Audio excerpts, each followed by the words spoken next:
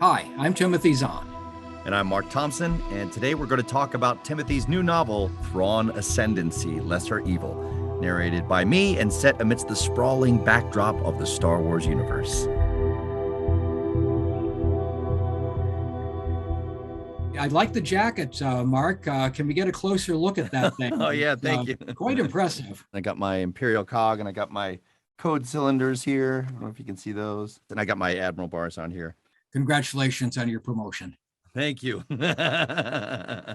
So, Timothy, you've written 11 books now featuring Thrawn. So, Yeah. what initially inspired you to write about what was originally an Imperial officer and give him this more empathetic, in-depth backstory?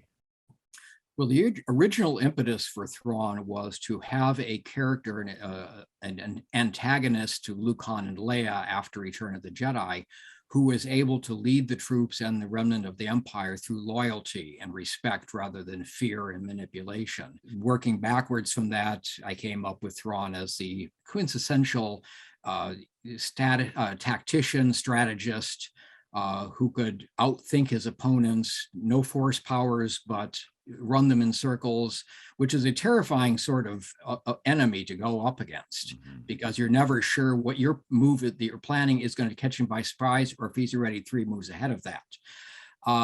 Working then backward from there, when I was offered the book Thrawn during Star Wars Rebels, we're going back to his time in the Imperium, in the Empire. And then with this latest trilogy, going back even farther into his origins in the Chiss Ascendancy out in the unknown regions. But the idea was always, this is a guy who can really do military stuff well. We talk about our working relationship. Actually, I think it was more an arranged marriage type of thing. Yeah. I wrote books, and they hired you to read them. What was the first one you did of mine? Was that the Heir to the Empire 20th anniversary? That's right. Yeah. It's crazy because I remember when it was originally released, I think I was a junior or senior in high school, and I was so excited to find out what happens after the Return of the Jedi. But I wasn't much of a reader. I wasn't much of a, someone that read for fun. I was the kid who always wanted to, do the cliff notes for the book reports and stuff. So I got about halfway through, but then my laziness got the better of me, and I kind of stopped. So then when I got offered this, it was such a full circle life moment because now I had done some audiobooks, and I gotten to start falling in love with reading and understand why, this is why people like books, and then I kind of got to find out what happened at the end of the story 25 years later. So, but it was amazing. And it was just, to be a part of Star Wars and just how important Thrawn was, to the reinvigoration of Star Wars and kind of keeping Star Wars going. It was such an honor to get asked to do that. And I definitely felt a huge responsibility taking on narrating that anniversary edition. So people often ask me at conventions for who I would like to play Thrawn or whatever. And the answer is always, I have no idea, because I don't hear voices or see faces when I'm writing. I do character and attitude and personality. Huh. It flips over to you now. You have to take what I've done and find the voice for it. What was it like finding Thrawn's voice and then retrograding him a dozen years or more in these other 2 trilogies? Yeah. It was really interesting because my first take on Thrawn, when we were doing the anniversary of Heir to the Empire, I was kind of playing around with the idea of what it would be like to be a Chiss in the xenophobic empire, and kind of was playing around with giving him a bit of a foreign accent in order to kind of play up how he might sound different and be perceived as different from the rest of the empire that had this, stigma against aliens. And we got about a chapter in trying with that style. And Kevin Thompson, who directs and produces a lot of the Star Wars audiobooks, said, you know what, I like this, but I think we should try something different, because he wanted he thought maybe it would be better if we focused more on a voice that reflected his military genius and kind of like the way his mind works and kind of plays out strategies. So he started playing around with the idea of almost like a Sherlock Holmes Mhm. type voice. And so that we went back and then redid the first chapter, and that kind of influenced how we did those Thrawn audiobooks that kind of take place in what we would now refer to as the Legends era. And then they decided to, bring Thrawn into the current canon in Rebels, Mhm. and they cast Lars Mikkelsen, who I think does an amazing job Yeah. portraying Thrawn on Rebels. And he had it was similar to what we were actually doing in the audiobooks, but he has a very interesting kind of cadence and a softness to the way he was portraying Emmett. And so I wanted to kind of honor what was being done in Rebels, because I imagine that a lot of people, some people, that might have been their first introduction to Thrawn, since so much time had passed. So I decided to try to emulate a little bit more of what Lars was doing in Rebels. And I thought, it obviously fit the character so well, what they were doing on the show there. So They're not that different. You had pretty yeah, much Lars' take on it nailed from the beginning. yeah. It's interesting that two of you who do voices for at least part of their living Yeah. are catching the same stuff from the written word. Yeah. Lesser Evil is the final installment in the Thrawn Ascendancy trilogy, and it's an origin story that offers some backstory on Thrawn Yorodo, better known as Thrawn to all of us. And he's the key antagonist who would go on to serve the Galactic Empire, as we all know. So what inspired you to take a deep dive into Thrawn's background and the Chiss culture at large? In this case, it was kind of the other way around from the usual approach. At Celebration Chicago, Tom Holler, my editor, took us to breakfast and said, since we're finishing up all the Thrawn Imperial stuff we can do before he disappears from Rebels, at which point he's been locked in Dave Filoni's basement for the last few years. Well, Ezra's there. They've got a pool table, good library. I'm sure they've got Disney Plus too. Right. But I couldn't write anything past that. So Tom said, we would like you to go back in time to Thrawn in the Chiss Ascendancy before he arrives in the Empire. And as my brain is working on, okay, how are we going to pitch this to Lucasfilm? Tom said, oh, and by the way, Lucasfilm's already signed off on this. Wow. Oh, great. So the chance to go into depth in the Chiss culture, how their politics, their military, everything around them in the unknown regions is working. This is the kind of world building that an author can, really sink his teeth into. I get to build this culture from the ground up. And I can write Thrawn too. It was pretty much a win-win-win situation. Was that scary? Because to me, that sounds so intimidating to have to create an entire culture. And you've done such an amazing job. It's so fleshed out, and the details that are in these books about how society works and the military works. It blows my mind that you came up with all that. But I imagine being handed that task must have been intimidating. It's intimidating in the sense that this is something in Star Wars, and you've got a lot of Star Wars fans, so you always have to know this is going to be important to a lot of people. But world building is something I've been doing since I started my career back in the 80s in various forms. Just this is how this culture works and such. The challenge with the Ascendancy was I had set a little bit of foundation. We knew there were at this point 9 ruling families. We knew something about the unknown regions. But then I had to kind of build the rest of the house. I had the foundation, but now I have to add the walls and the rooms and the roof. I have to make their politics different from anything I know of on Earth. We don't have a president and a legislature and a judiciary. It's all done by the Syndicure and the 9 ruling families and the 40 great families. And all of that provides the checks and balances. And see how that works with families, how do family loyalties work with loyalty to the general overall culture, how the military interacts with all this. It's just, there's a lot of consequence testing. Okay, if I do this in the culture, what are the consequences that might happen down the road, good and bad? Yeah. And at that point, you just start putting the pieces together, and you wind up hopefully with a coherent and interesting and intriguing culture. Yeah. mission accomplished. So Thank you. One question that's always intrigued me is, and you've answered a little bit, but maybe a bit more global sort of thing, when you're making up the voices for the characters in something like Lesser Evil, are you looking at, you've got what? You've got tone, you've got cadence, you've got perhaps an accent to work with. How do you decide what voice to do for what character?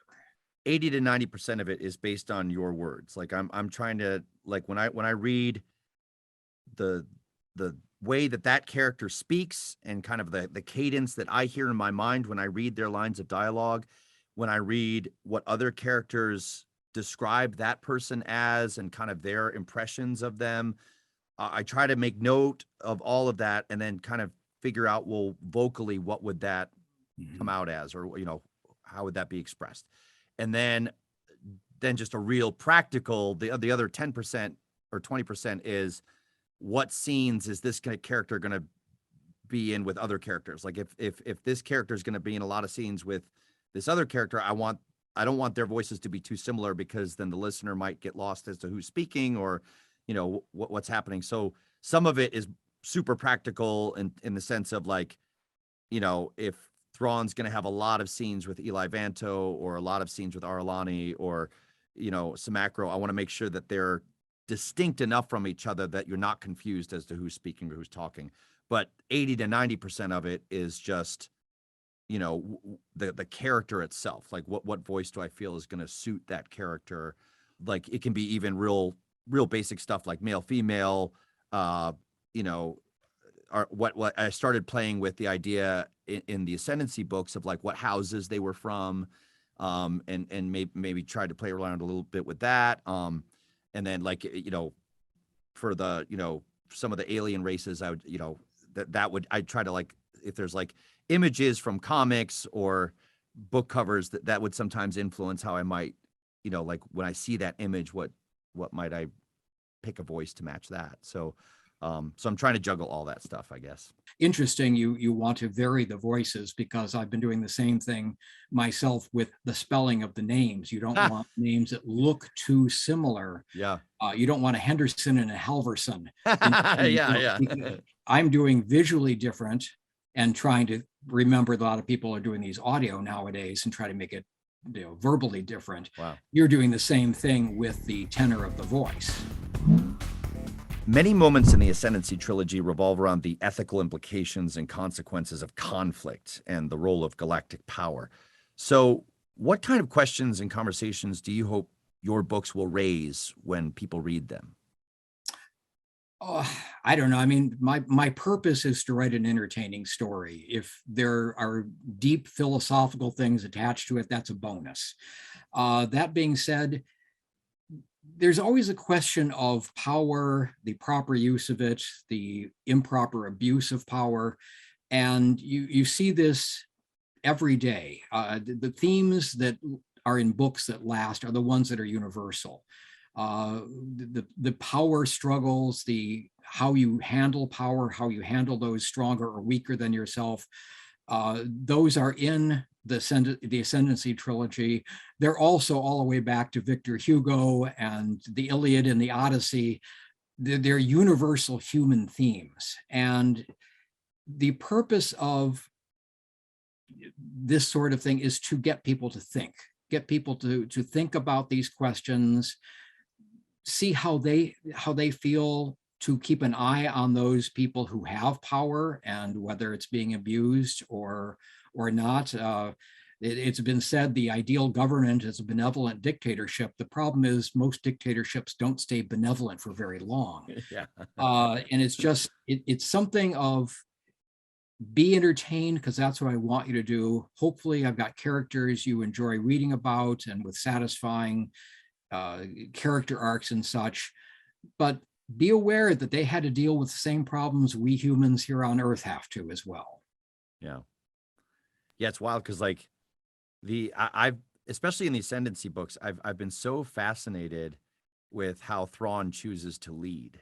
And it feels weird saying this, but Thrawn has kind of influenced me in some ways about how I try to parent, or I try to, like, like lead other people if I'm ever in a position where, because I love the idea of trying to find someone else's strength and nurture that, and kind of like create an environment where you want people to feel comfortable voicing their ideas, and not afraid or intimidated, but you want to create this environment where it's the idea that's valuable, not who comes up with the idea. And I always wrestle with it sometimes, because he's my first introduction to him was the bad guy against Han, Luke, and Leia, but like there's so many interesting, valuable things through these stories that have come up, just like you said, that are universal principles that people can glean from this character and from these stories. Yeah, I've taken a certain amount of flack because some people think I have Thrawn say perhaps too often.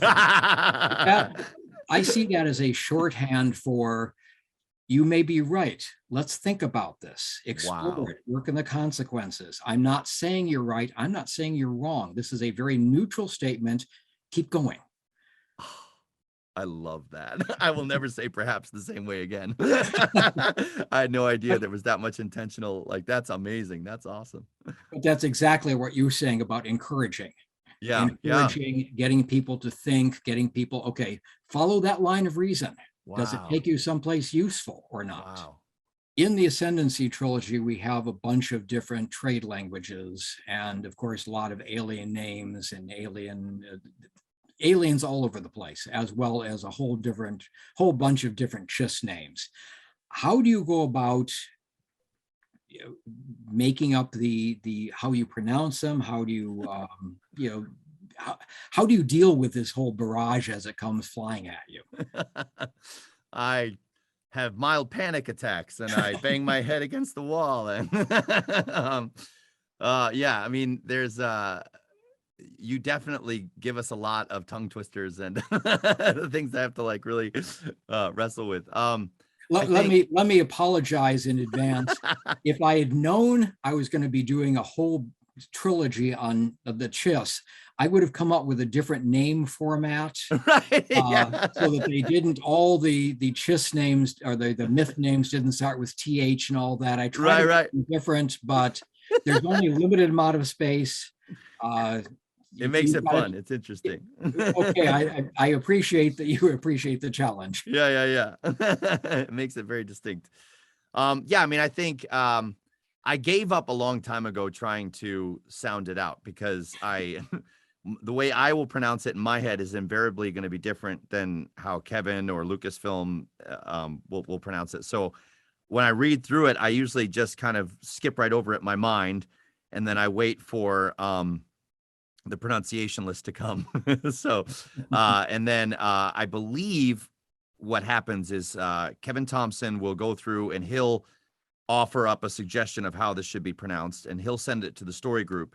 And then I want to say it's Leland Chi, but it may have changed hands. But someone in the story group will go down the list and say, okay, yes, we'll do this. We do this pronunciation for that one. Actually, let's change that pronunciation to this.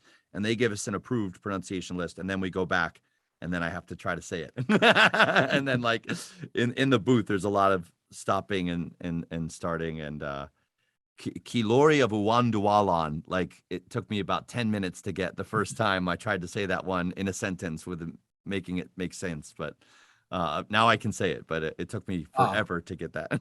I'm glad I don't have to pronounce it the way you do. Yeah. So you've been writing so many of these books over such a huge time period, both in real life and in the Star Wars universe.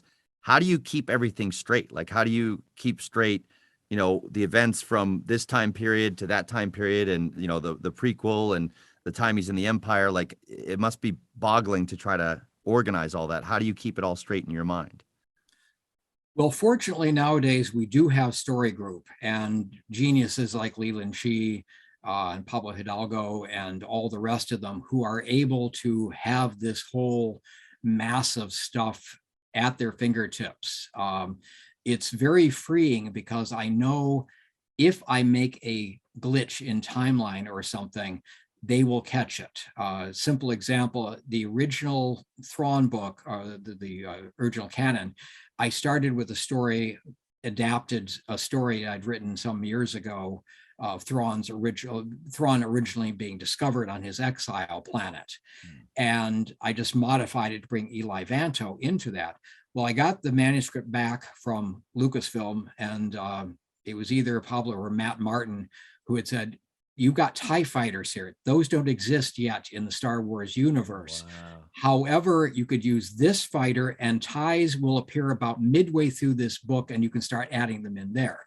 These are things I would not have known. It's not something that I would have easy access to or even think to ask, for that matter.